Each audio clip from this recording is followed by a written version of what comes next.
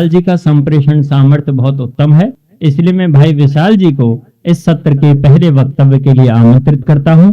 विशाल आर्य जी जो प्राचार्य हैं इस न्यास के। भाई विशाल।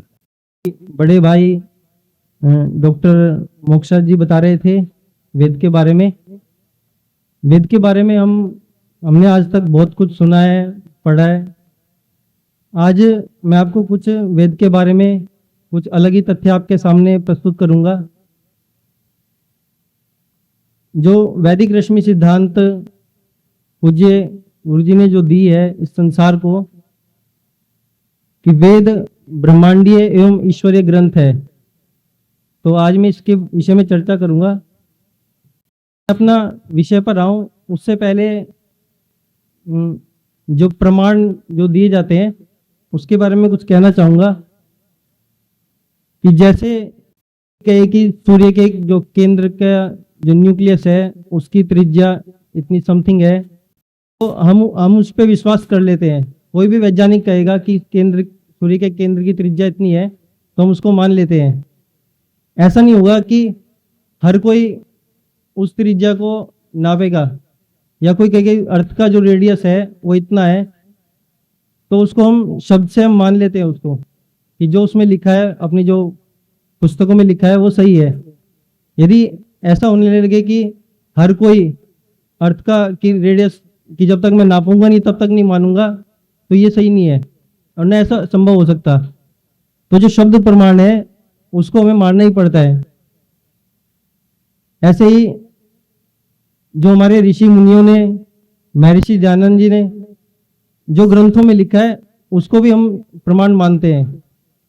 अब उन्होंने किस आधार पे सूर्य की जो उसका सेंटर है उसकी त्रिज्या जो निकाली है, वो कोई भी वो मेथड हो सकता है। हमें नहीं पता कि वैज्ञानिकों ने अर्थ का रेडियस कैसे निकाला है, पर जैसे भी निकाला है हम उसको मानते हैं क्योंकि वैज्ञानिक है। ऐसे ही जो हमारे ऋषि मुनि है हम उनको, वो वैज्ञानिक थे, वो उनकी जो बात है वो प्रमाणिक मानी जाती है।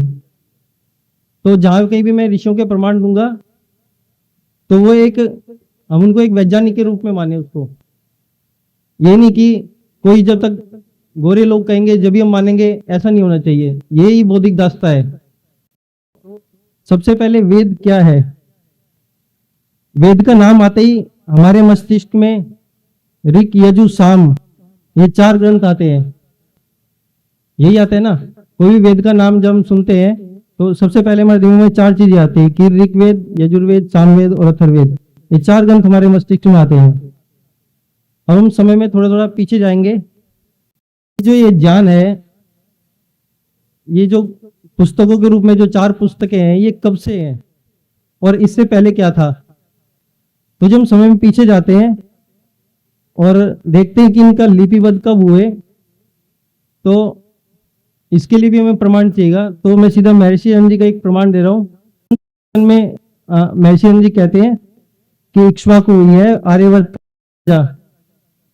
इक्ष्वाकु की ब्रह्मा से 6ठी पीढ़ी है, अर्थात जो महर्षि ब्रह्मा हुए सृष्टि आदि में, उनसे 6ठी पीढ़ी जो है उसमें जो राजा इक्ष्वाकु है वो हुए। तो आगे महर्षि लिख रहे हैं कि जो पीढ़ी है उसका अर्थ ये नहीं कि बाप से बेटा और उससे आगे, किंतु एक अधिकारी से दूसरे अधिकारी ऐसा जाने। पहला अधिकारी स्वयंभू मनु था। इक्ष्वाकु के समय में लोग स्याही आदि से लिखने की रीति को प्रचार में लाए, ऐसा प्रतीत होता है, क्योंकि इक्ष्वाकु के समय में वेद को बिल्कुल कंठस्थ करने की रीति कुछ बंद होने लगी। जिस लिपि में वेद लिखे जाते थे उसका नाम देवनागरी ब्राह्मी लिपि ऐसा है।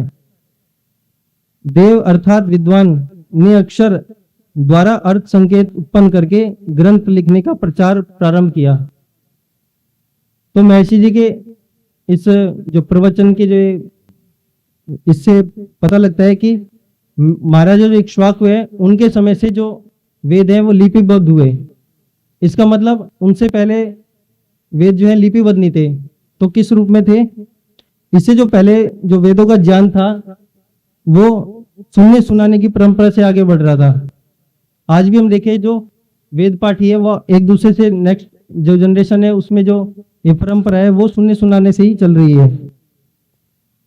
और इसीलिए इनका वेदों का एक नाम श्रुति भी है, इसीलिए इनको श्रुति कहा जाता है। अब ये जो परंपरा है इसका भी कहीं ना कहीं से प्रारंभ हुआ होगा। तो इसका उत्तर है कि जो महर्षि दयानंद कहते हैं कि इसका उत्तर है महर्षि ब्रह्मा जी से। ये जो परंपरा है ये महर्षि ब्रह्मा जी से प्रारंभ हुई।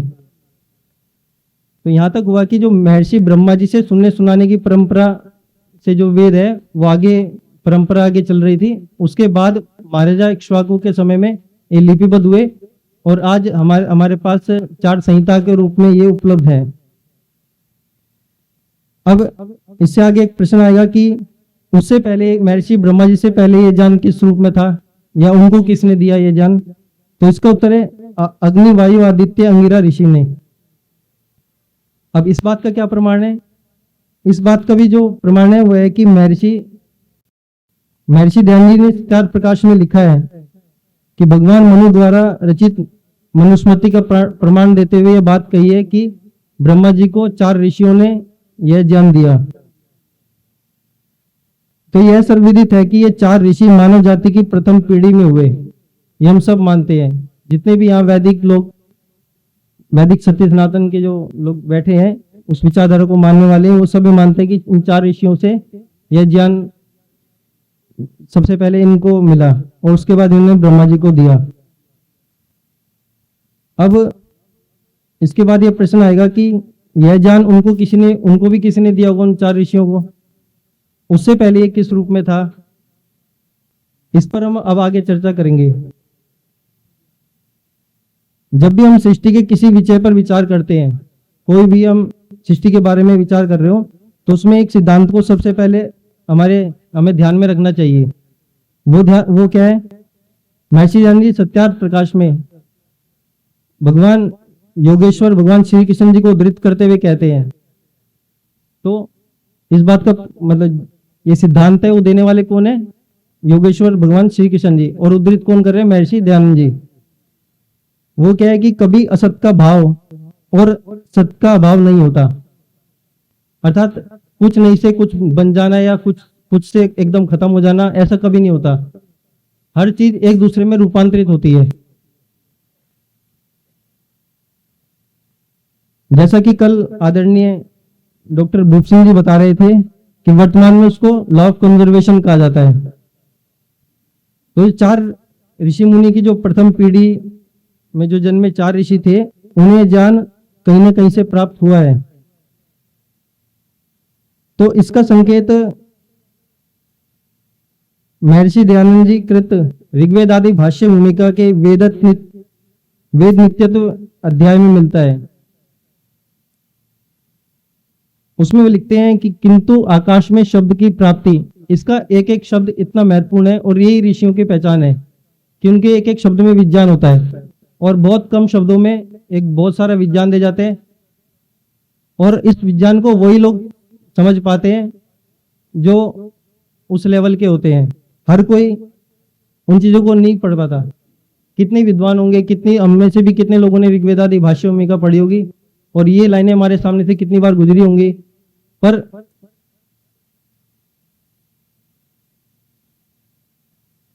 तो भी इन लाइनों पर विचार करते हैं कि महर्षि यहाँ किन शब्दों की बात कर रहे हैं जो संपूर्ण आकाश में एक रस भरे हुए हैं। जब हम आकाश की बात करते हैं तो हमारे दिमाग में क्या आता है? ये जो खालीपन है आसपास जो हमें दिख रहा है, ऐसी पूरे ब्रह्मांड में जो दृश्य पदार्थ है उसके अलावा जो भी है वो सब कुछ आकाश है। एक एटम के अंदर भी 99% एम्प्टी स्पेस होता है।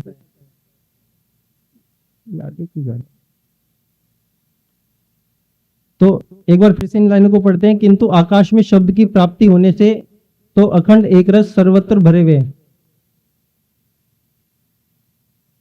यहाँ क्या अब जी भरे हुए कह रहे हैं ऋषि, यहाँ पे जो भरे हुए हैं इसमें क्या ये शब्द किसी मनुष्य ने भरे? महर्षि कह रहे संपूर्ण आकाश में शब्द भरे, एक रस भरे हुए हैं, तो क्या ये किसी मनुष्य ने भरे? फिर प्रश्न आएगा कि जब मनुष्य नहीं था तब क्या आकाश में शब्द नहीं थे?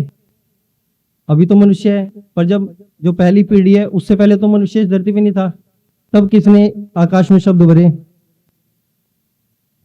फिर जो अगली लाइन है उसमें कह रहे हैं शब्द नित्य है। यदि मनुष्य तो बाद में आए ना, पर नित्य का मतलब है हमेशा से हमेशा रहेंगे। इसका अर्थ हुआ कि जब मनुष्य नहीं था तब भी आकाश में शब्द थे, अर्थात ये शब्द सृष्टि काल पर्यंत बने रहते हैं। अब प्रश्न आएगा कि ये शब्द कौन से हैं। हम कहेंगे कि शब्द वेद मंत्र हैं, तो कोई नहीं मानेगा। तो इसका उत्तर भी महर्षि ज्ञान देते हैं और आगे लिखते हैं कि वेदों के शब्द सब प्रकार से नित्य बने रहते हैं। अर्थात ये जो शब्द हैं ये वेदों के शब्द हैं। जो संपूर्ण आकाश जिसकी मैं बात कर रहा हूँ, जो जहां तक भी ब्रह्मांड काल तक जाना गया और जाना जाएगा, उस संपूर्ण आकाश में एक एक एटम के अंदर जहां भी स्पेस है उन सब के अंदर ये शब्द भरे हुए हैं। और कौन से शब्द हैं? वेदों के शब्द। अब भरे हुए जो शब्द है इसके ऊपर थोड़ा विचार करते हैं। पानी बर्फ में भरा हुआ है, ध्यान दीजिए, पानी बर्फ में भरा हुआ है। इसका क्या अर्थ हुआ कि बर्फ कोई पात्र है और उसके अंदर पानी भरा हुआ है। एक तो अर्थ ये हो गया, और दूसरा अर्थ है कि बर्फ पानी से बनी है।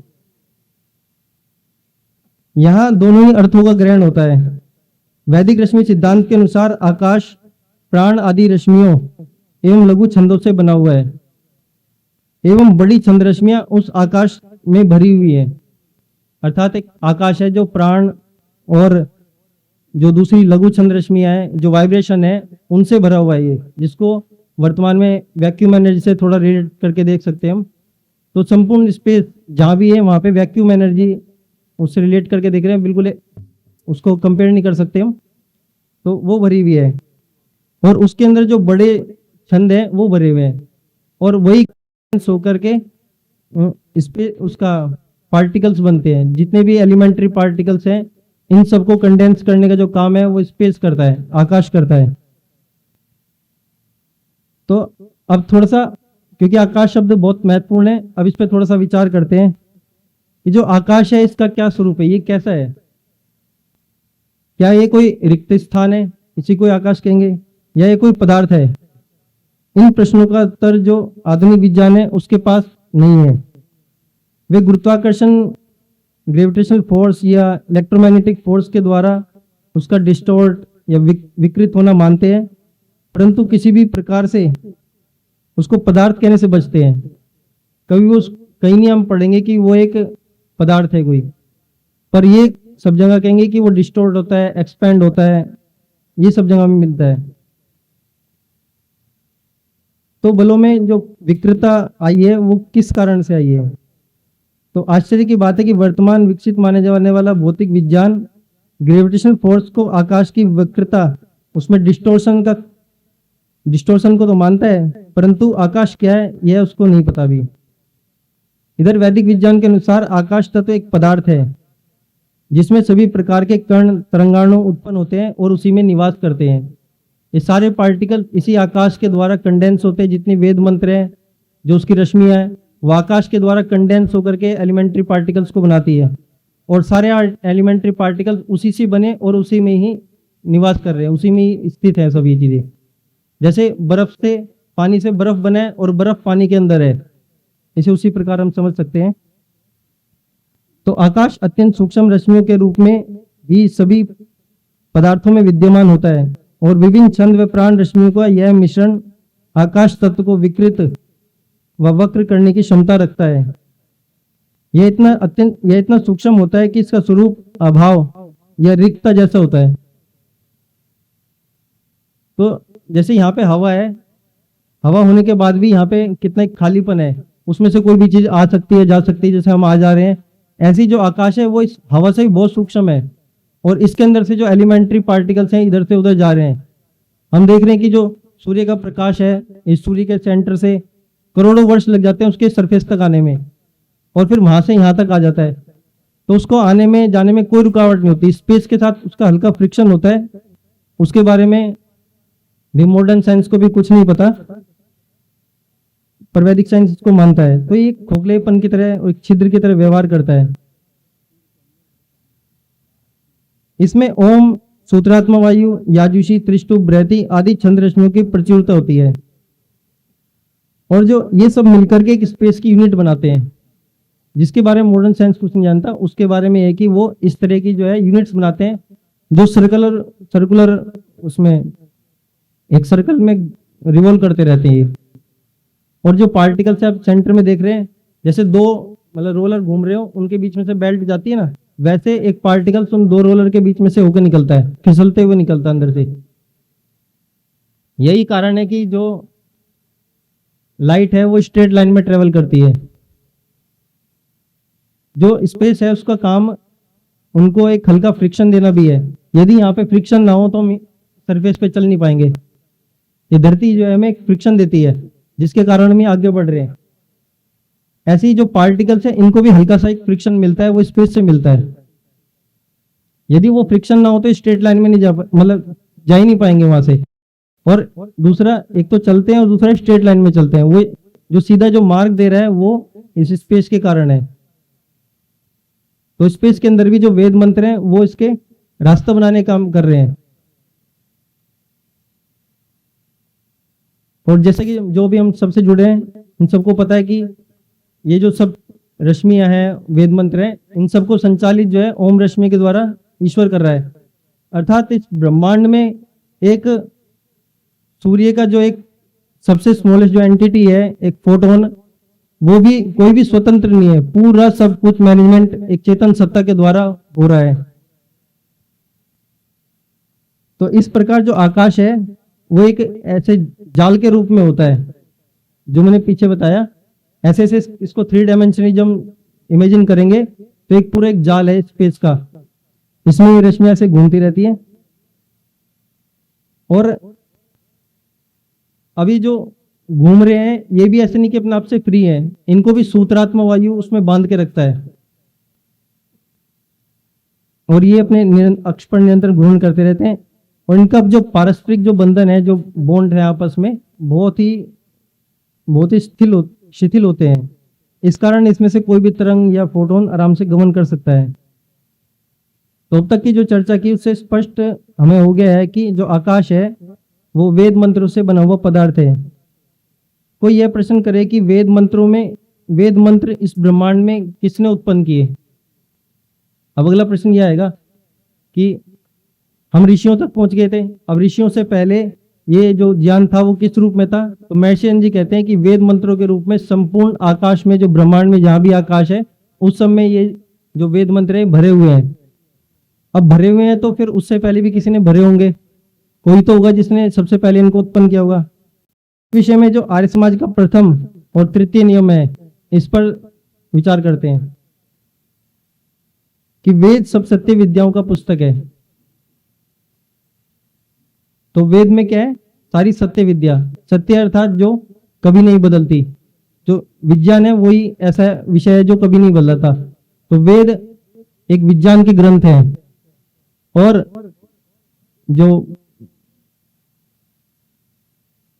जो पहला नियम है उसमें कि सब सत्य विद्या, अर्थात जो विज्ञान, जो वेद, संपूर्ण ब्रह्मांड में क्या भरा हुआ है? वेद। और वेद क्या है? सत्य विद्या। और सत्य विद्या और जो पदार्थ उस सत्य विद्या से जाने जाते हैं, उन सब का आदि मूल क्या है? परमेश्वर है। तो आर्य समाज के पहले नियम से ये स्पष्ट है कि जितना संपूर्ण ब्रह्मांड, इसमें जो वेद मंत्र रूपी जो ज्ञान भरा हुआ है संपूर्ण आकाश में, उसका जो मूल है वो परमेश्वर है। अभी मैं इसको भी एक संकेत के रूप में लेके चल रहा हूं कि महर्षि जी एक संकेत कर रहे हैं कि इन दोनों का मूल परमेश्वर है। अब मैं इसके और प्रमाण देता हूं। अब क्योंकि हमारे साथ ये जो प्रश्न है वो बार बार पूछा जाता है कि आप वैदिक रश्मि सिद्धांत को एक अलग से लेके आ गए, ये हमें तो मिलता नहीं कहीं पे। तो ये सारे ऋषियों के प्रमाण हमने बुक के फ्रंट पेज पे ही दे दिए। तो सबसे पहले प्रमाण है गोपद ब्राह्मण का। अब सबको पता है कि 4 वेद हैं और 4 वेदों के फिर ऋषियों ने ब्राह्मण ग्रंथ लिखे। तो अथर्ववेद का जो ब्राह्मण ग्रंथ है गोपद ब्राह्मण, वो कहते हैं कि वेदाश छंदांसी, वेद छंद है। आप इन सब प्रमाणों को समझ ले तो आपके दिमाग में स्पष्ट हो जाएगा कि जो वेद मंत्र है इन्हीं से संपूर्ण ब्रह्मांड बना है। वेद छंद है, अर्थात वेद मंत्र छंद रूप में होते हैं। यहाँ पे जो संस्कृत नहीं जानते वो भी से जो प्रमाण में दे रहा हूँ इनको आसानी से आप समझ सकते हैं। थोड़ा सा आप ध्यान लगाने की कोशिश करेंगे तो वेदाश छंदांसी के जो वेद है वो छंद अर्थात वेद मंत्र के रूप में होते हैं। तो वेद छंद। महर्षि यास के वो निरुक्त में क्या लिखते हैं कि छंद क्या होते हैं? छंदांसी छादनात्, अर्थात जो छंद है वो आच्छादन करने वाले होते हैं। जैसे इस पृथ्वी को वायु ने आच्छादित किए हुए है, आप पूरी पृथ्वी के चारों तरफ देखें तो वायु ने इसको आच्छादित किए हुए है। ऐसे ही वेदों को जो छंद है उनको छंदांसी छादनात् कहने का क्या अर्थ है कि जो छंद है ये भी किसी न किसी को आवृत किए हुए हैं। मतलब जितना वेद मंत्र है वो एक दूसरे को आच्छादित किए हुए हैं। इसी बात को देवत ब्राह्मण में कहा है छंदांसी छादयन्ती थी वाह, ये देवत ब्राह्मण में कहा गया है। इसका अर्थ भी वही है जो ऊपर है। अगला है अब छंद क्या है तो मैत्रायणी संहिता में कहा छंदांसी वही वाक।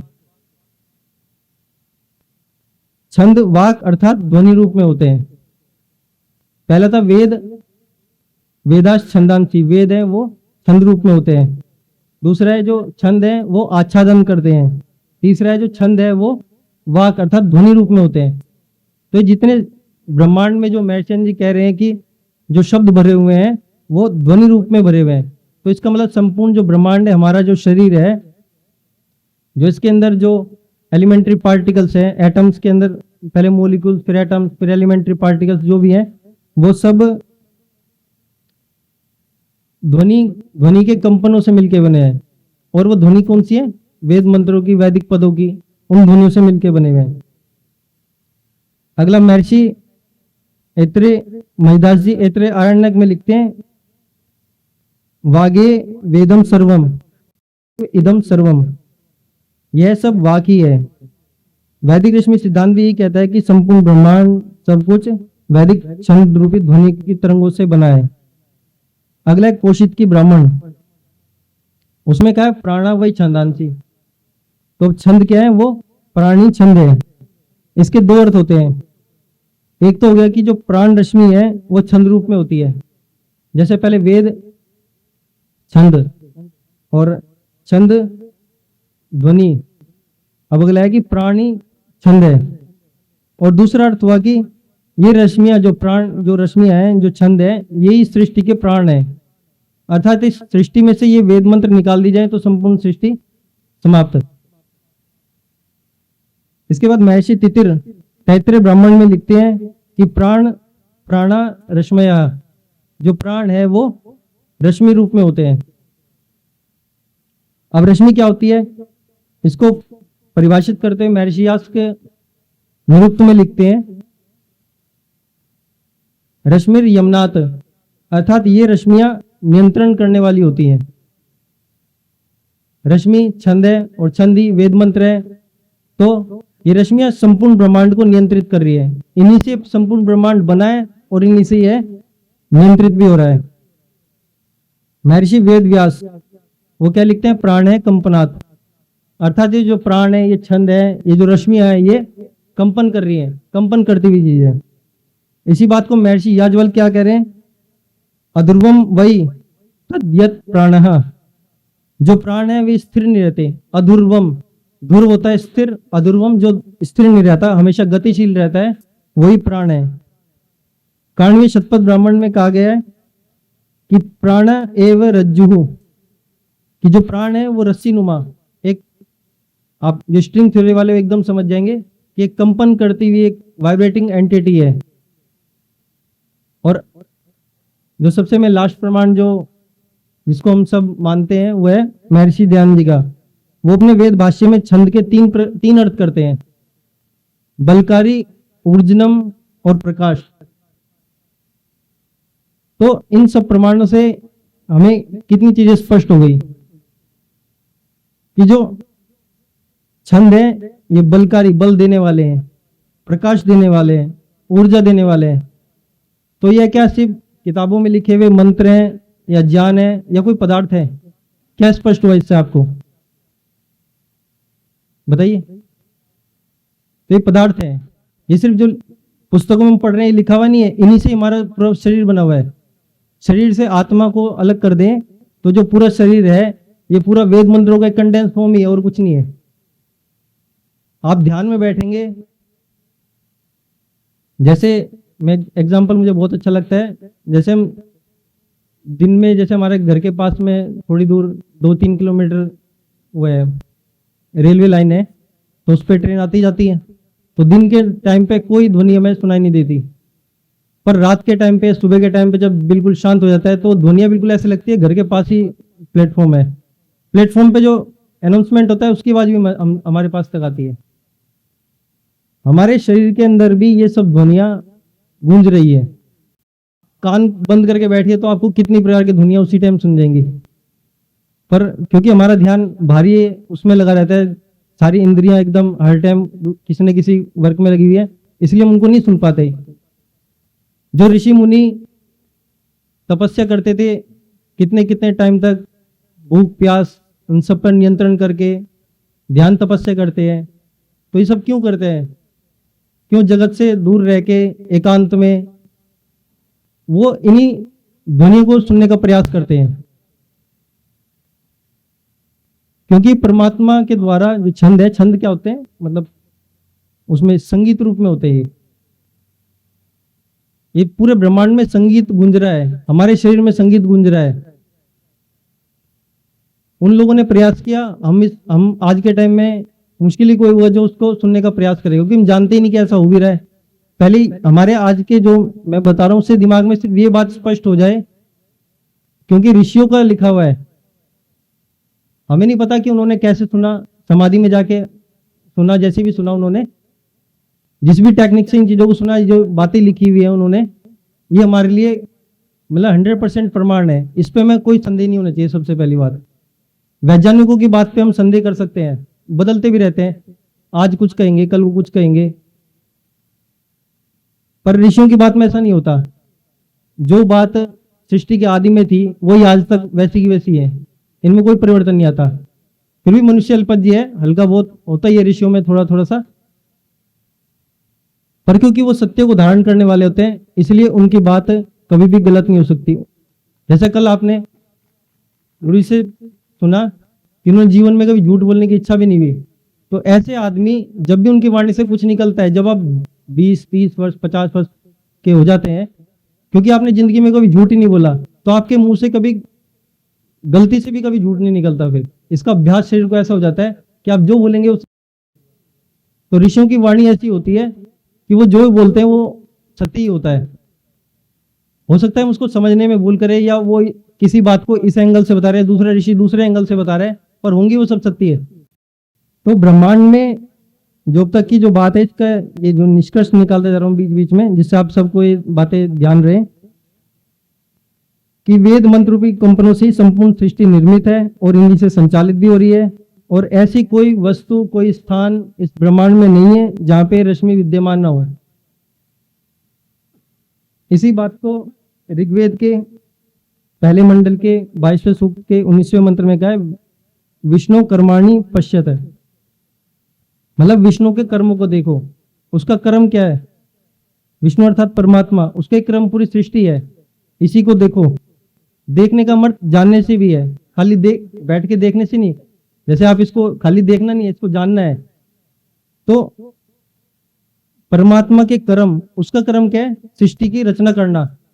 और सृष्टि की रचना कैसे होती है? विज्ञान पूर्वक होती है।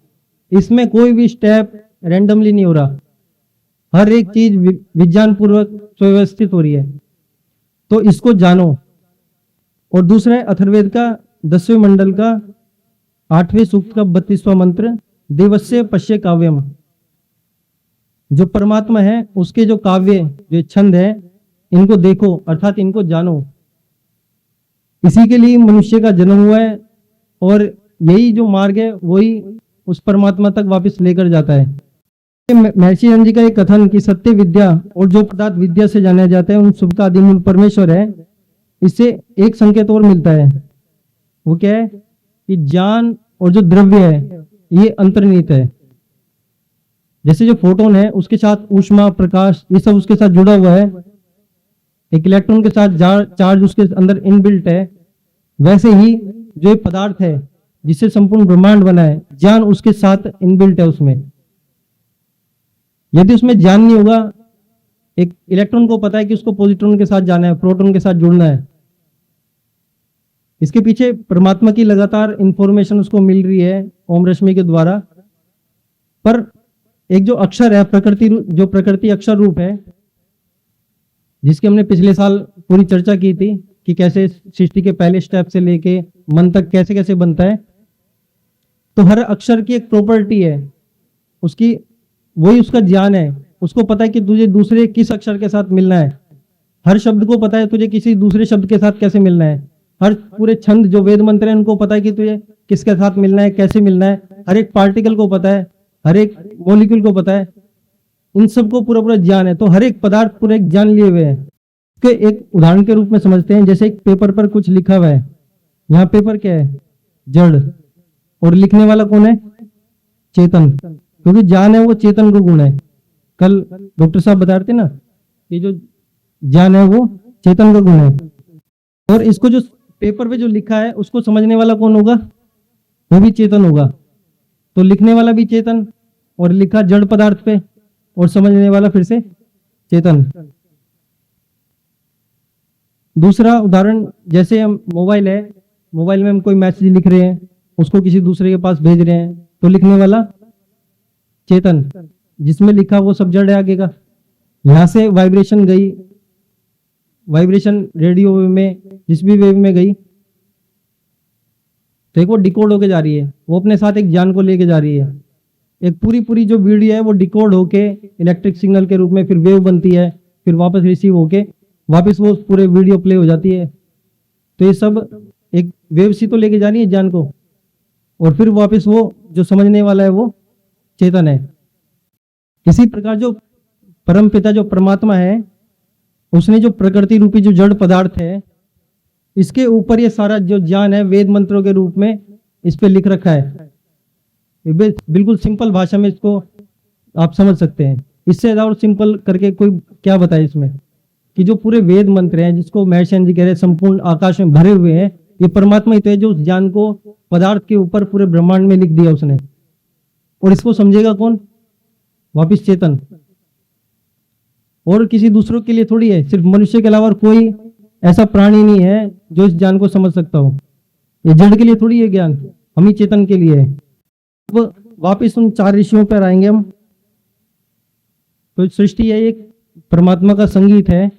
तो ये ज्ञान है जो ध्वनि के रूप में जो मैं बता रहा हूं, ये सारा जो ज्ञान है वो पश्यंती अवस्था में होता है। यहाँ पे एक चीज और समझ लेते हैं हम कि हर चीज को नापने का एक स्केल होता है। जो एक मीटर का स्केल है उससे हम सेंटीमीटर नहीं नाप सकते, इंच के स्केल से हम सेंटीमीटर नहीं नाप सकते, सेंटीमीटर के स्केल से हम मिलीमीटर नहीं नाप सकते। तो जितने भी हमारे ऑब्जर्वेशंस के, जो हमारे टेक्नोलॉजी है, जो स्केल है हमारे, इनकी एक सीमा है। जितना वो छोटा जाएगा, आप स्केल कोई चीज है, मैं उसको छोटा करता जा रहा हूँ, आप अपने स्केल को छोटा करते जा रहे हो। कब तक छोटा करोगे? जब आप इलेक्ट्रॉन को आप आज तक देख नहीं पाए, तो उससे छोटा स्केल कैसे बनाओगे कि रश्मियों को देख लोगे आप या उनको डिटेक्ट कर लोगे? तो अभी तक कोई ऐसा स्केल नहीं है जो इनको डिटेक्ट कर सके। तो पूरे ब्रह्मांड में जो रश्मियां हैं, वो जो बोल रहा हूं मैं, ये होती है वैखरी। कान तक गई मध्यमा, मस्तिष्क से मन तक जो सुनता है पश्यंती, मनस्तत्व के बाद जो आत्म तत्व समझता है वो परा।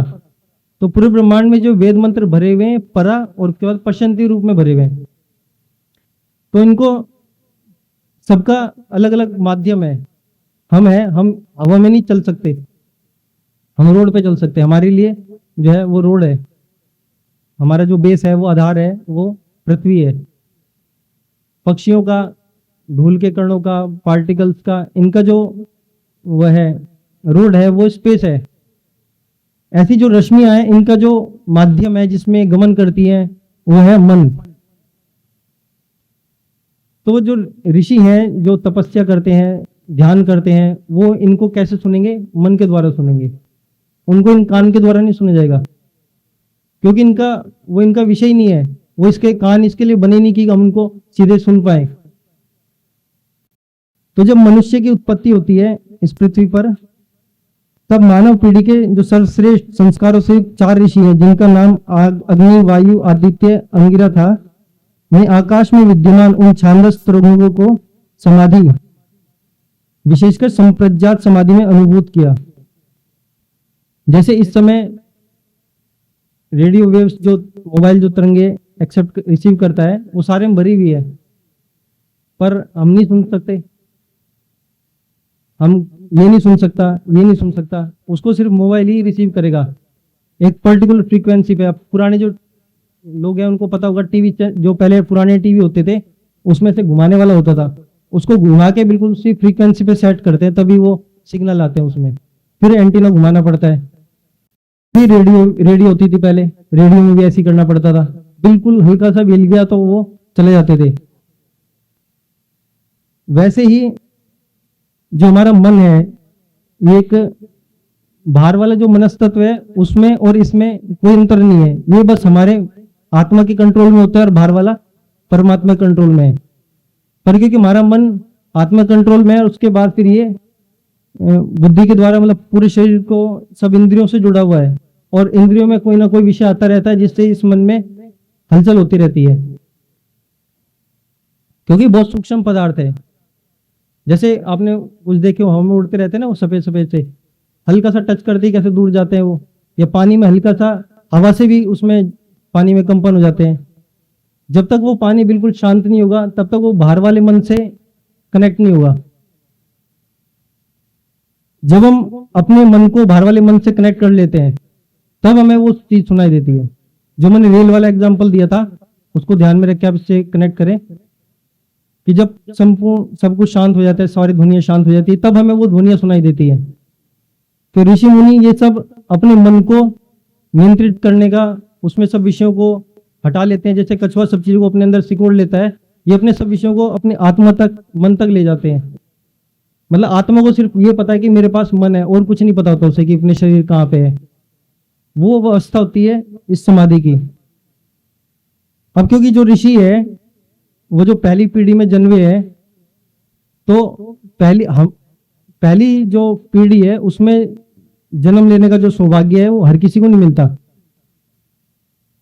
जैसे हम आज के टाइम में जन्म लिया तो ये हमारे बुरे कर्मों का फल है कि हमें ऐसी धरती पे आना पड़ा। ये मैं आगे बताऊंगा कि इस ब्रह्मांड में कितनी पृथ्वियां हैं, जीवन कल यहीं पे ही नहीं है, बहुत जगह है। तो इन रश्मियों का जो माध्यम है वो आकाश में होकर मनस्तत्व है, इसलिए इनका जो ग्रहण है वो समाधिस्थ मन के द्वारा ही हो सकता है। इस कारण जो केवल उन 4 ऋषियों को जो प्रथम मानव पीढ़ी के में सर्वश्रेष्ठ विशिष्ट योग्यताधारी थे, उन्होंने संप्रज्ञात समाधि में अपने अंतःकरण में उन रश्मियों के द्वारा परमात्मा के सानिध्य और सहाय से उन सर्वव्याप्त छांदस तरंगों में से तरंगों को आकर्षित व ग्रहण करना आरंभ किया। मतलब संपूर्ण जब ब्रह्मांड में जो क्षण भरे हुए हैं समाधिस्थ मन में वे लोग बैठे हुए हैं, उसके बाद वो ये जो पिछले साल जो हमने बताया था उसका थोड़ा सा रिकैप में देना चाहता हूँ कि पहले इस टाइम वर्तमान यहाँ पे है, एक सृष्टि काल होता है, फिर महाप्रलय काल, फिर सृष्टि काल। आगे चलते जाओ। फिर ये प्रकृति है, प्रकृति से आगे इसमें जो चेतन पदार्थ है वो सबसे पहले हलचल प्रारंभ करके इसको साम्यावस्था को भंग करता है। फिर ये पृथ्वी के गुण है, आगे चलते जाइए। फिर ये प्रकृति जो है वो अक्षर रूप है, ये अव्यक्त अवस्था में होते हैं। सबसे पहले जो व्यक्त होता है वो ओम रश्मि व्यक्त होती है, जिसको हम काल रूप में जानते हैं। ये जो काल है वो अहंकार, फिर मन, महत अहंकार मन, इस रूप में आगे बढ़ता है। फिर इससे संपूर्ण जो मनस्तत्व बना हुआ है, बस पीछे बैक। तो ये जो 4 ऋषि हैं जो विशिष्ट योग्यता रखते थे पृथ्वी पे, जब सबसे पहली जो पीढ़ी हुई है उसके बारे में आचार्य जी अभी आपको बाद में बताएंगे कि उस समय क्या परिस्थितियां थी। तो उस समय जो 4 ऋषि हैं इन्होंने समाधि में जाकर के उन जो रश्मियां जो संपूर्ण ब्रह्मांड में आ जा रही है, जैसे हमारे अभी भी हमारे अंदर से कितने न्यूट्रिनो हमारे शरीर के आर पार जा रहे हैं, अरबों खरबों की संख्या में हर एक सेकंड में जो न्यूट्रिनो है, पार्टिकल्स हैं, ये हमारे शरीर के आर पार जाते हैं, पर हमें पता ही नहीं चलता उनका। ऐसे ही ये रश्मियां तो उनसे भी सूक्ष्म है। ऐसी कितनी रश्मियां हमारे वेद मंत्र जो हमारे शरीर के आर पार आ रहे और जा रहे हैं, पर जो ऋषि है जो समाधि अवस्था में है, उनका मन, क्योंकि बाहर वाले मन से वो उसको अनुभव कर सकते हैं, तो उन्होंने जो वेद की ऋचाएं जो परापश्यंती रूप में संपूर्ण अंतरिक्ष में भरी हुई है, समाधिस्थ होकर अपने जो जिनका जितना सामर्थ्य था उसके अनुसार ईश्वर की प्रेरणा से इन ऋचाओं को उसी प्रकार छानकर ग्रहण करते हैं। ये जो मैं अब आगे की बात बताऊंगा, ये ऋग्वेद के 10वें मंडल के 71वें सूक्त के पहले 3 मंत्रों के आधार पर बता रहा हूं मैं। इसमें जो मैं बता रहा हूं मेरा कोई अपना नहीं है, सब प्रमाणों सहित मैं आपको एक एक करके बताता जा रहा हूं। तो उन 3 ऋषियों, उन 3 जो मंत्र है, उनका जो आचार्य जी ने जो भाष्य किया उसके आधार पर बता रहा हूं कि वे चारों ऋषि अपने सामर्थ्य के अनुसार, क्योंकि मनुष्य अल्पज्य है, मनुष्य का जो सामर्थ्य वो अनलिमिटेड नहीं है कि सारे मंत्र अपने अंदर ग्रहण कर लेगा, उसका एक अपना सामर्थ्य है। और ईश्वर की प्रेरणा से इन ऋचाओं को उसी प्रेरित छानकर ग्रहण करते हैं, जिस प्रकार सत्तू या आटे को छालनी के द्वारा शुद्ध किया जाता है। छालनी का एग्जाम्पल ही ऋषि ने क्यों लिया कि छालनी में हम किसी चीज को डालते हैं और उसको करते हैं, उसके बाद जो उपयोगी होता है नीचे आ जाता है, बचा हुआ वो पीछे रह जाता है। जिस प्रकार बिना छालनी के हाथों द्वारा हाथ से सत्तू या आटे को शुद्ध करना बहुत कठिन होता है, उसी प्रकार बिना समाधिस्थ मन के अंतरिक्ष ऋचाओं को ग्रहण करना संभव नहीं होता। अर्थात समाधि जो है वो संप्रज्ञात समाधि जिसकी बात हमने की है वो इसकी अनिवार्य है। वे ऋषि अंतरिक्ष से आती हुई उन ऋचाओं को, उनके पदों को कर्म पूर्वक आते हुए अनुभव करते हैं। जैसे गायत्री मंत्र की बात करें तो ओम भूर्भुवः स्वः, तो एक एक पद वो अपने अंदर, एक एक जो पद है उसको भी आते हुए अनुभव कर रहे हैं अपने अंदर, और उन ऋचाओं और उन पदों के विज्ञान को भी पूर्णता के साथ प्राप्त करते रहते हैं। ये अपना कोई मत नहीं है इसमें, ये सिर्फ सीधा वेद मंत्र जो कह रहा है वो मैं आपके सामने बता रहा हूं। जो वेद है वो खुद बता रहा है कि जो मंत्र के जो एक एक पद है वो ऋषि एक एक करके अनुभव करता जा रहा है, और उसका विज्ञान कि वो कैसे बना, इसकी क्या प्रॉपर्टी है, वो भी उसके साथ साथ उसको अनुभव होती जा रही है। इस समय वे वाणियां शुद्ध व पूर्ण रूप में उनके अंतःकरण में प्रविष्ट हो जाती है, मतलब एकदम प्योर फॉर्म में जो ईश्वर का जो ज्ञान है उनके अंदर प्रविष्ट होता है। कोई भी ऋचा व ऋचा का एक अंश भी इस प्रक्रिया में रिस नहीं पाता। ये कितनी बड़ी बात है कि जो अपने अंदर जो मंत्र आ रहा है उसका एक भी पद इधर उधर नहीं होता, एक के बाद एक लाइन में लग के उनके अंदर आते जा रहे हैं।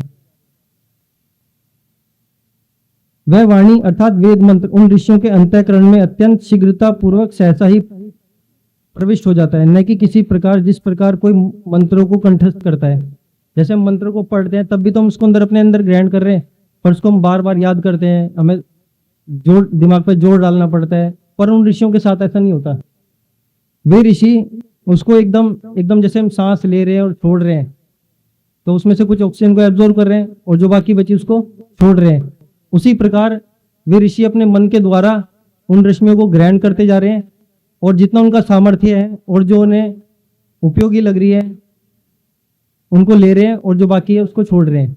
जैसे हम हवा से ऑक्सीजन ले रहे हैं और बाकी वो छोड़ रहे हैं, पर कोई भी इसका मतलब ये ना निकाले कि जो वेद मंत्र उन्होंने छोड़ दिए वो कचरा थे या खराब थे, उनको इसलिए बाहर निकाला। जैसे हम कार्बन डाई जो हम बाहर छोड़ रहे हैं वो हमारे लिए जरूरी नहीं है, पर दूसरी चीजों के लिए जरूरी है। मतलब पूरे ब्रह्मांड में कोई भी मंत्र निरर्थक तो है ही नहीं, उसका हर एक मंत्र का कोई ना कोई प्रयोजन है, उसका अर्थ है, क्योंकि बनाने वाला चेतन है। पूरा जो प्लान है वो उसको पता है कि किस मंत्र की कहाँ उपयोगिता है।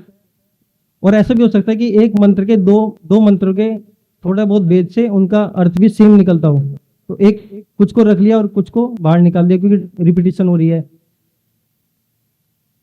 तो जैसे कल बताया था ना कि नो टू इलेक्ट्रॉन सारे आइडेंटिकल, कोई भी 2 इलेक्ट्रॉन आइडेंटिकल नहीं होते, थोड़ा बहुत डिफरेंस होता है उसमें। वैसे ही दृष्टि में जो ईश्वर का जो ज्ञान प्रयुक्त है वह मनुष्य के लिए अनंत है। जितना ज्ञान इन वेदों में, चारों वेदों में है, वह भी हमारे लिए अनंत है। चाहे जितने अब तक जितने ऋषि आए और गए, कोई भी उसको भी पूर्णतः से नहीं समझ सकते। मतलब उसको क्यों नहीं समझ सकते, ये भी है क्योंकि जो चार ऋषि, जो पहली जो पीढ़ी है, वो सारी पीढ़ी कौन सी आत्माएं होती है? मैंने कहा कि हमारा वो सौभाग्य नहीं है, हमारे वो उतने कर्म नहीं है कि हमें ऐसी जगह, ऐसी पृथ्वी पर जन्म मिले जहाँ पे अभी सृष्टि प्रारंभ हो रही है। ये सौभाग्य उन्हीं आत्माओं को मिलता है जिनका मोक्ष काल खत्म हो जाता है, जिनको वापस जन्म लेना पड़ता है। वैसी आत्माएं वापस इस पृथ्वी पर जन्म लेती है, और क्योंकि मोक्ष से होके आ रही है, वो बिल्कुल एकदम पवित्र, एकदम शुद्ध होती है, इसलिए तो सारी जितनी भी धरती पे जो पहली पीढ़ी थी, उसमें भी वो चार ऋषि, उन सब में भी जो सर्वश्रेष्ठ थे, वो ही उन मंत्रों को ग्रहण करने की योग्यता रखते हैं। अब ग्रहण कर लिए, मतलब संपूर्ण ब्रह्मांड में मंत्र भरे हुए हैं, ऋषि हैं, चार ऋषि हैं सर्वश्रेष्ठ, जो पहली पीढ़ी के सर्वश्रेष्ठ चार ऋषि हैं, उन्होंने समाधि, संप्रज्ञात समाधि में उन मंत्रों को ग्रहण भी कर लिया जो सामर्थ्य से अपने, और श्वास प्रश्वास के अनुसार जो उन्हें उपयोगी लगे उनको लिया, और बाकी को उन्होंने छोड़ दिया। और इस समय ईश्वर की भी लगातार भूमिका है, ये इसमें ईश्वर की प्रेरणा है कि आपको कौन सा रखना है, कौन सा नहीं रखना, क्योंकि सब कुछ ईश्वर के प्रयोजन के अनुसार हो रहा है इसमें। अब क्योंकि उस समय ग्रहण कर लिए, मान लो मेरे पास कोई पेपर एक लिख के रख दे, मैंने उसको ग्रहण तो कर लिया, अब मुझे नहीं पता कि ये कहता क्या है, इसका अर्थ क्या है, तो उस समय उन छंदों का अर्थ बताने वाला न तो कोई परंपरा थी कि किसी परंपरा से हम सीख रहे हैं, न कोई व्यक्ति विशेष गुरु के रूप में विद्यमान था, वह मानव सृष्टि की प्रथम पीढ़ी थी। तब उन शब्दों के अर्थ का बोध कौन करेगा? अब इसका समाधान भी कौन देते हैं? महर्षि दयानंद सरस्वती। ऋग्वेद आधारित भाष्य भूमिका में उन्होंने कहा है कि अर्थों का बोध परमात्मा, जिसने उन छंदों को ब्रह्मांड में व्याप्त किया, जिनकी सहायता से उन छंदों को ऋषियों ने अपने चित्त में ग्रहण किया, उसी परब्रह्म परमात्मा ने उनके आत्मा में उन छंदों के अर्थों का बोध भी कराया। जो कोई वेद मंत्रों की ऋचाओं कंपनों को ग्रहण कर लेता है, ईश्वर उन मंत्रों का ज्ञान कराता है। तो ये एक परमात्मा द्वारा एक व्यवस्था है, जैसे यूनिवर्सिटी में होता है कि आप एक परीक्षा को पास कर लेते हैं तो आप दूसरी में आप चले जाते हैं, वैसे ही इसमें है। आज भी यदि कोई ऐसी योग्यता रखता हो कि वो समाधि में चला जाए और संप्रज्ञात समाधि इतना शुद्ध पवित्र हो जिसकी आत्मा, और वो उन मंत्रों को ग्रहण कर ले, तो उसका ऑटोमेटिक अर्थ परमात्मा उसको, या उसका ज्ञान उसको मिल जाएगा। ब्रह्मांड में कोई भी, जैसे बताया कि कोई भी कण, रश्मि, कोई भी बिना परमात्मा के एक कंपन भी नहीं होता। तो हर एक चीज में परमात्मा की भूमिका लगातार बनी हुई है। तो वे चार ऋषि ईश्वर की कृपा से उन जो ग्रहण किए जो मंत्र है, उनके पदों को और उन पदों के अर्थों को, उन पदों के अर्थों के नित्य संबंध को पूर्ण रूप से जान लेते हैं। जैसे उन्होंने अग्नि शब्द आया किसी मंत्र में, तो अग्नि का जो बाहर जो अग्नि पदार्थ है उसके साथ उसका क्या नित्य संबंध है, उसको भी वो ईश्वर की सहायता से जान लेते हैं। उन मंत्रों में सृष्टि के संपूर्ण पदार्थों का यथावत जानने के लिए संपूर्ण विज्ञान निहित होता है, और वह भी विज्ञान प्रत्येक मनुष्य के लिए सभी प्रकार से लाभ प्राप्त कराने वाला होता है। जहां उन चार ऋषियों को वेदों का ज्ञान प्राप्त हुआ, वहीं उन्होंने अब ज्ञान भी प्राप्त हो गया, मंत्र ग्रहण भी हो गया, ज्ञान भी प्राप्त हो गया। अब जो भाषा है उसको बोलना, अर्थात उन छंदों को जो पश्यंती अवस्था में परारूप में उन्होंने ब्रह्मांड से जो अपने अंदर ग्रहण किए, उसको वैखरी रूप प्रदान कर मुख से बोलना प्रारंभ किया। और उसके बाद उन चार ऋषियों ने महर्षि ब्रह्मा जी को वो ज्ञान दिया। संपूर्ण जो अब तक की जो चर्चा है उसका निष्कर्ष क्या निकला कि जो ज्ञान और भाषा है उसका जो मूल स्रोत है वो परम ब्रह्म परमात्मा है। यही वैज्ञानिक परंपरा है और यही वैज्ञानिक पद्धति है। किसी के मन में एक प्रश्न आ सकता है कि वेद को ब्रह्मांडी ग्रंथ क्यों कहा? यहां तक हो गया कि वेद ईश्वरीय ग्रंथ है। अब की संपूर्ण ब्रह्मांड में तो यहाँ से भी एक संकेत मिलता है कि ईश्वर, ये जो वेद मंत्र है, ब्रह्मांडी ग्रंथ है, इसका उत्तर देने से पहले मैं महर्षि आनंद जी के सत्यार्थ प्रकाश में जो किसी प्रश्न का उत्तर देते हुए कह रहे हैं, पहले प्रश्न क्या है कि जैसे इस देश में मनुष्यादि सृष्टि की आकृति अव्यव है, वैसे ही अन्य लोकों में होंगे व विपरीत। किसी ने महर्षि से प्रश्न किया कि जैसे मनुष्यादि आकृति जो इस सृष्टि में है, वैसे कहीं और भी होंगे या नहीं। तो वो लिख रहे हैं कि महर्षि को उत्तर दे रहे हैं कि कुछ कुछ आकृति में भेद होना संभव है। जैसे इस देश में चीनी, हबशी और आर्यावर्त यूरोप में अवयव और रंग रूप और आकृति का भी थोड़ा थोड़ा भेद है, इसी प्रकार लोक लोकांतरों में भी भेद होते हैं। परंतु जिस जाति की जैसी सृष्टि इस देश में है, वैसी जाति की सृष्टि अन्य लोकों में भी है। जिस जिस शरीर के प्रदेश में नेत्रादि अंग है, वैसी उसी प्रदेश में लोक लोकांतरों में भी उसी जाति अवयव के वैसे ही होते हैं। यहाँ ऋषि लोक लोकांतरों में मननशील प्राणी का होना स्वीकार कर रहे हैं, अर्थात सिर्फ यही पृथ्वी नहीं है, ऐसी ब्रह्मांड में अनेकों पृथ्वियां का होना वो स्वीकार कर रहे हैं। एक अध्ययन से पता चलता है कि हमारी आकाश गंगा में, जो हमारी आकाश गंगा है, मिल्की वे गैलेक्सी, इसमें पृथ्वी जैसे 40 अरब ग्रह हैं। पृथ्वी जैसे 40 अरब ग्रह हैं, ये आधुनिक विज्ञान इसको स्वीकार कर रहा है। मतलब जितना भी उन्होंने जाना है आज तक, उसके आधार पर। ये एक गैलेक्सी की बात कर रहा हूँ। जितने ब्रह्मांड को अब तक जाना गया है, उसमें आकाश जो गैलेक्सी है, आकाश गंगाओं की जो संख्या है वो 200 अरब से 20 खरब है। तो उनमें कितनी पृथ्वियां होंगी, और उनमें भी हमारे जैसी प्राणी होंगे। कहीं सृष्टि प्रारंभ हो रही होगी, कहीं हमारे से भी बदतर हालत होगी, कहीं हमारे से अच्छी होगी, कहीं ऋषियों का काल चल रहा होगा। तो ये है। तो जैसे कोई कहे कि जो सूर्य है उसका प्रकाश हमारे ही यहाँ है, ऐसी कोई जिसको बिल्कुल नॉलेज नहीं है दिन विज्ञान की, उसकी वो कह सकता है कि जो प्रकाश हमारी इसमें आता है, हमारी देश में आता है या हमारी उसमें आता है, तो ये अज्ञानता का परिचायक है। वैसे ही वेद को इस पृथ्वी का कहना, सिर्फ हिंदुओं का कहना, सिर्फ आर्यों का कहना, ये भी एक अज्ञानता का परिचायक है। वेदों पर या वैदिक विज्ञान पर इस ब्रह्मांड में रहने वाले प्रत्येक मननशील प्राणी का समान अधिकार है। हर एक जो प्राणी जो चिंतन कर सकता है, मनन कर सकता है, उन सब का ये एक समान अधिकार है। कोई भी इस ज्ञान का ठेकेदार नहीं बन सकता। जैसे कोई कहते हैं कि इनको नहीं पढ़ना चाहिए, स्त्रियों को नहीं पढ़ना चाहिए, शूद्रों को नहीं पढ़ना चाहिए, तो ये वो अपनी अज्ञानता, अपनी मूर्खता का ही परिचय दे रहा है। क्योंकि संपूर्ण ब्रह्मांड में एक मनुष्य की कोई औकात नहीं है। अभी बताया कि ब्रह्मांड कितना विशाल है, इसमें ऐसे ऐसे कितने प्राणी रहते हैं, अपनी पृथ्वी पर कितने हैं। तो ये संपूर्ण ब्रह्मांड जो है परमपिता परमात्मा के ज्ञान विज्ञान उसके आधार पर चलता है और वेदों के आधार पर संचालित होता है। तो आए वेदों की जो ध्वनियां संपूर्ण ब्रह्मांड में गूंज रही है, जो परमपिता परमात्मा का एक संगीत है, उसको सुनने का प्रयास करें, क्योंकि यही हमारे जीवन का लक्ष्य है। ये खाना पीना और ये सब करना, ये सब हमारा उद्देश्य, हमारा परम लक्ष्य नहीं है। हमारा लक्ष्य है उस संगीत को सुनना, उसको जानना। यही वेद कहता है, यही वैदिक रश्मि सिद्धांत कहता है। इस जन्म में ना सही, अगले जन्म में, अगले में नहीं तो उससे अगले जन्म में, जैसे हम कोई चीज चिंतन करते हुए हम रात को सोते हैं और अगले दिन सुबह तक हम थोड़ा सा भूल जाते हैं उसको, फिर कोई प्रसंग ऐसा चलता है हमें वो पूरा पिक्चर वापस याद आ जाती है।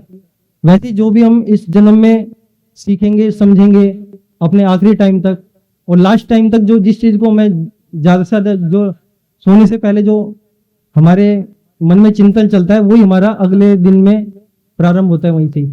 वैसे ही जितना जो चिंतन हम इस जन्म के अपने आखिरी टाइम तक करेंगे, इन रश्मियों को सुनने का प्रयास करेंगे, इस ओर जब हम जाएंगे हमें पता ही नहीं चलेगा कब हम अष्टांग योग के मार्ग पर की सीढ़ी चढ़ते गए हैं।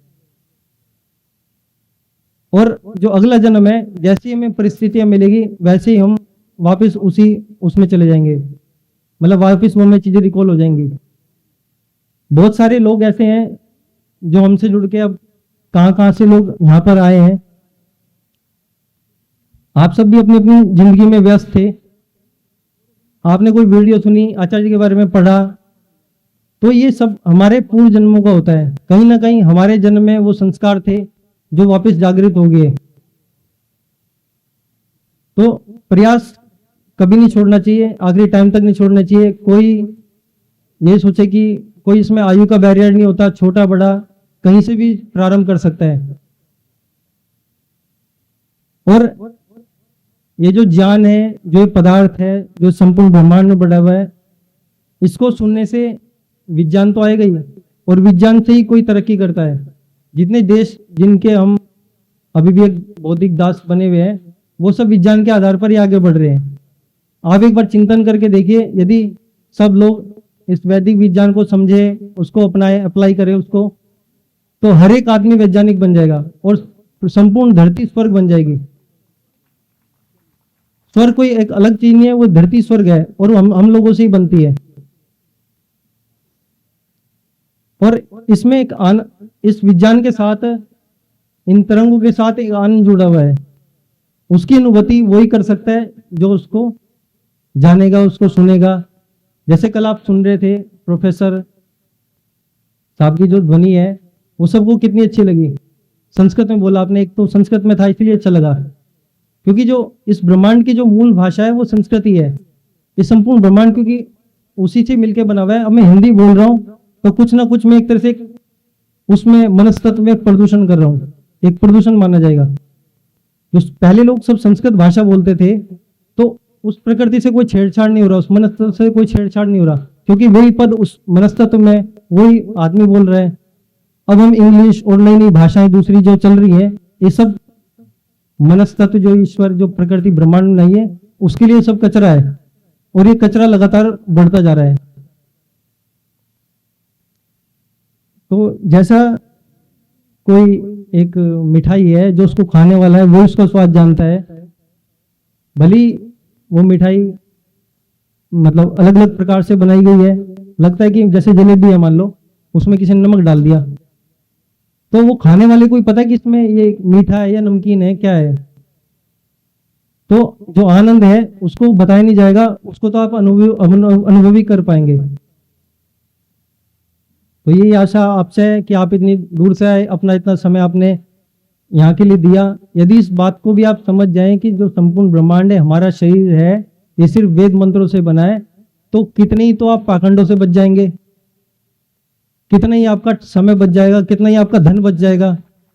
तो यही सफलता है। और यहीं से एक छोटा सा भी एक प्रारंभ करे, कोई एक मंत्र ले ले, उसी पर चिंतन करने का प्रयास कीजिए, ध्यान में बैठे और उनको सुनने का प्रयास कीजिए।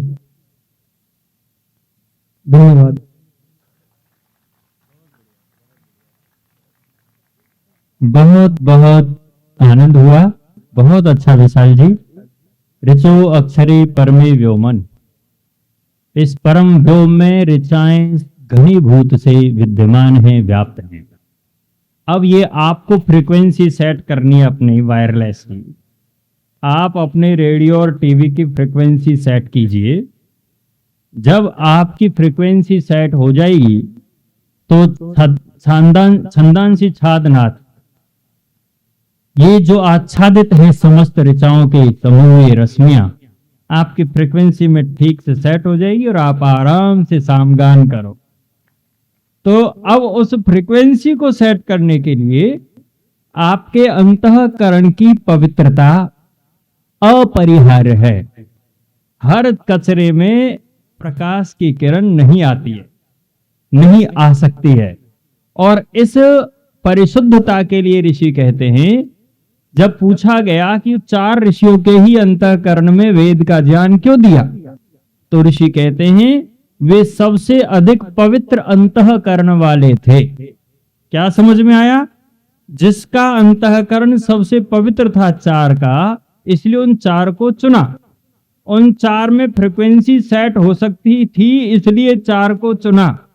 इस फ्रीक्वेंसी को सेट करने के लिए हर प्रकार का साधु संत बार बार कह रहा है, मन शुद्ध करो, मन पवित्र करो, हृदय को शुद्ध रखो, सत्य बोलो, हिंसा ना करो, चोरी ना करो, ब्रह्मचर्य से रहो, अपरिग्रह से रहो।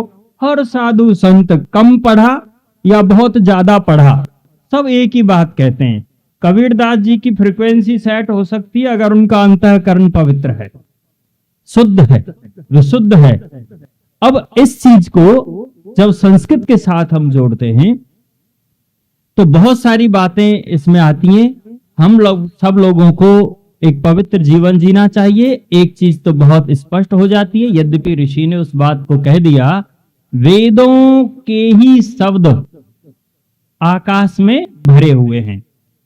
अब जब ये बात आती है, रोज रोज जो अजान में चिल्ला रहे हैं, कहीं ऐसा नहीं हो ठूसा ठासी यहां भी हो जाए आकाश में। हम लोग जो बोल रहे हैं, अभी कह रहे कचरा फैलाया जा रहा है शब्दों का। ये कितना भी कचरा फैले, कितने भी शब्द भरे जाएं, लेकिन आकाश तत्व में तो नित्य रूप से केवल वेद के ही ऋचाएं रहेंगी, दूसरी नहीं रह सकती। अब ये इतने कचरे के बाद भी अगर अशोक आर्य जी की समाधि लग गई तो अल्लाहू अकबर नहीं आने वाला है, वो मंत्र ही आएगा आपके अंतःकरण में, दूसरा नहीं आ सकता। तो इस तरह से हम इसको बड़ी गंभीरता से इस विषय को समझ रहे हैं, सुन रहे हैं। भाई विशाल आर्य ने बहुत अच्छा यत्न किया और आप अनुभव करें कि बस आपके आर पार चल ही रहा है। बस रस में रसगुल्ला, रसगुल्ले में रस है, रसो वही सह, वो ईश्वर आप में ओतप्रोत है। और ओतप्रोत का मतलब प्रत्येक ऋचा के माध्यम से आप में वह व्याप्त है, व्यापक है।